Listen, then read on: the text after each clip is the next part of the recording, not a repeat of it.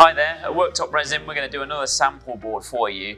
This one we're going to have a little experiment, so we want to try masking an area off. I'm just going to use this lid and we're going to use that to mask off part of the board so that the resin doesn't go into it. The idea of that is you can use that to create sections where you change the colour but still get a stark edge. So we're going to give it a go and see how we get on. We're going to be using Stonecoat's countertop epoxy.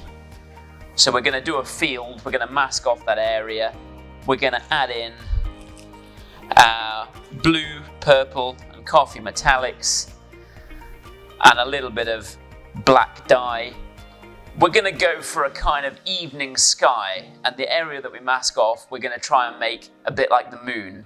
So this is going to be an experiment, we'll see how we go. This is a little sample board, we can have a little bit of fun and see how we get on, and we'll show you the results. There's going to be a clear coat at the end of all this, so when we do our two areas that meet each other, if there's any registration mark between those two pieces, the clear coat's going to smooth everything out, but you'll see everything as we go. Starting by applying a little petroleum jelly to the edge of our lid, just to make sure the epoxy can't get in underneath it. We're also going to weight it down as well so it doesn't float. We've got two base colours for this board, one with purple metallic and one with coffee metallic. Both have got a little black pigment added to them to just darken them off. So we're getting all of our base colour out onto the board straight away, just defining some areas. Kind of gone for a layered approach to the sky. This is only a small board, so we're just using some sticks to blend them together. Where the colours meet each other, try not to muddy the area too much. We're just bringing the colours up to meet each other. We can blend them more later if we want to, but if we overwork them, we can really muddy up the colour and just make it one big colour. I want those layers to remain kind of distinct at this point. Just making sure everything's covered.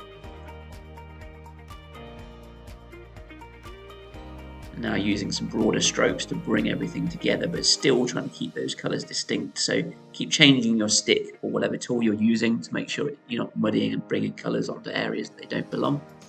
This is the first of our accent colours. So this is a kind of dark grey. We're just starting to define some areas where we're going to have some clouds. And more so at this point, if I've got any areas that look like they could do with a bit more epoxy, we're adding in there as well. Now we're just tilting the board. You can't see, but I'm holding on to that weight. Make sure that lid doesn't move. So tilting it would be a really nice way to bring the colours together. Now we're working with a much lighter colour. These are our cloud areas. So we've got some white here mixed in. When you're doing this, try and create your lightest areas all at once first. Once you start to muddy that brush up, you're going to lose that vibrancy. So we're basically putting on the lightest areas and then we're going to come back over and work them to blend them into the surrounding epoxy with the darker colours in. So these are the lightest areas first. It doesn't matter if they're too defined at this point because we can work them out later.